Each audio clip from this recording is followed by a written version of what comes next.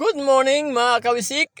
For today's video, magtuturo tayo kung paano magkabit ng DRL sa ating mga sasakyan, especially sa Mirage G4 2024. So ayan mga kawisik, at kakarating ko nga lang yan galing sa pagbiyahe kay Lolo Grab.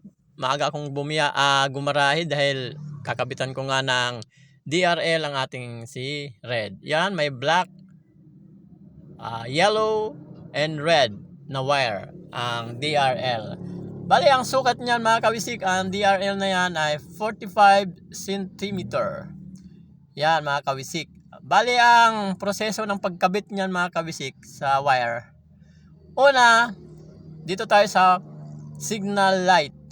Sa signal light nyo mga kawisik, may terminal yon. Bali, if i-press nyo lang yung dulo nun, then dandahanin nyo lang hugutin.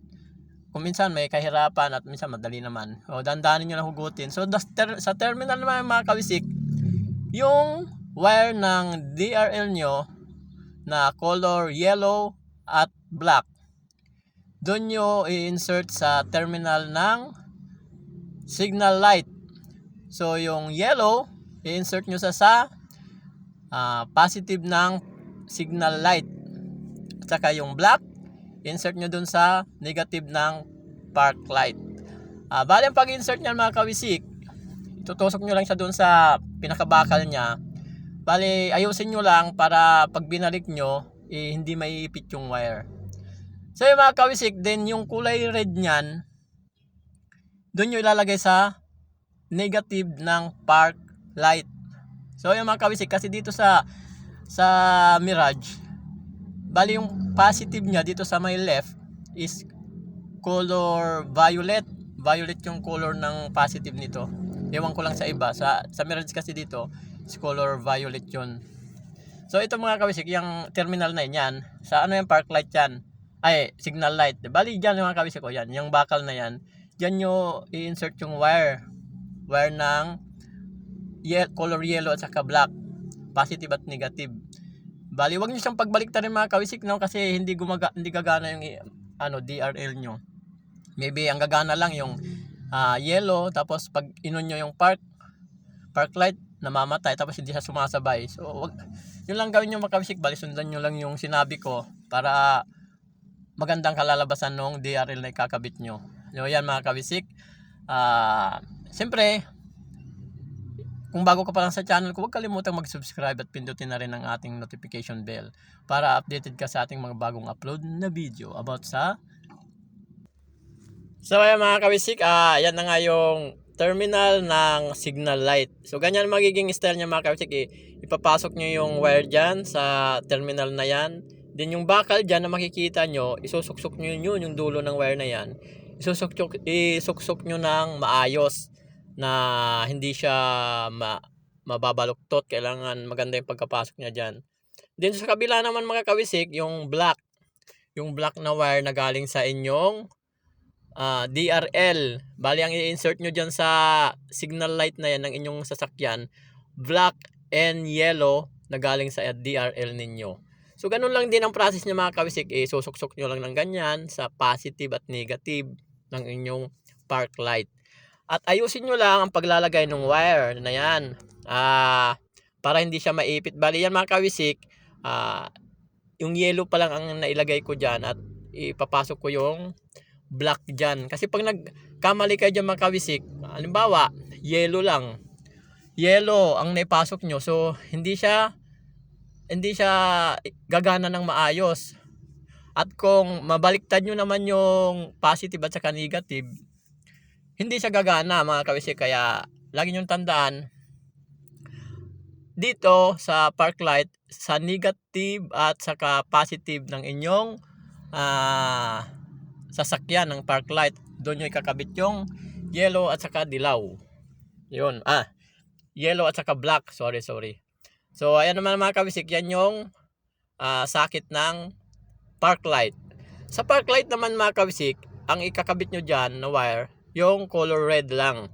So ikakabit nyo sa color red na positive ng inyong park lights. Kasi dito sa Mirage mga kawisik, ang positive nito ay color violet. Yun, color violet. Doon sa iba kasi di ko alam kung ano. So color violet ang positive nitong Mirage na to mga kabisik. So yan mga kabisik, i-insert nyo doon yung color red sa park light. Ayusin nyo lang din paano siya isuksok at siguraduhin nyo lang na hindi maiipit yung wire pag binalik nyo yung terminal ng park light nyo para gumana ng maayos. So ayan mga kabisik ang sistema kung paano ikabit yung park light ng ating mga car. Ayan. Bali naayos ko pa yung wire niyan. Bali yung red na yan, ikakabit ko yan sa park light ng ating si red. Yan, park light. Bali yung una mga kabisik, bali naipasok ko yung dalawa dyan. Naipasok ko yung dalawa yung black. So tinanggal ko yan. Tinanggal ko yung black dyan. Bali red lang ang tinira ko dyan doon sa positive sa park light. So yung black nilipat ko doon sa signal light. So yan mga kabisik, nabot na ako ng gabi dyan. Bali kasi alas 5 na ako nagsimula kasi maglagay niyan. Yan. Bali yung red na ay black na yung mga kabisik, tinanggal ko para malaman. Tinanggal ko yung black na yan, nilipat ko doon sa signal light. Kasi pag ganyan mga kabisik, pag sinabay nyo yung red at saka black dyan, hindi gagana yung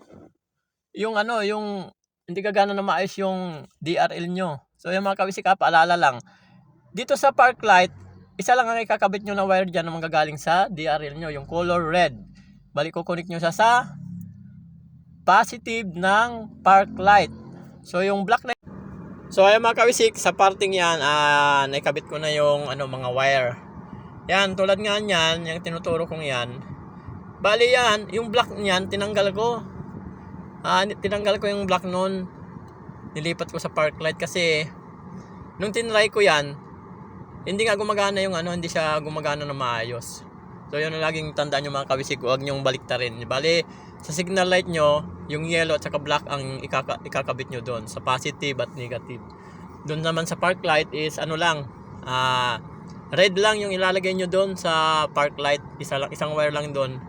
Bali, ikabit nyo naman doon sa positive ng park light nyo yung color red na galing sa inyong DRL.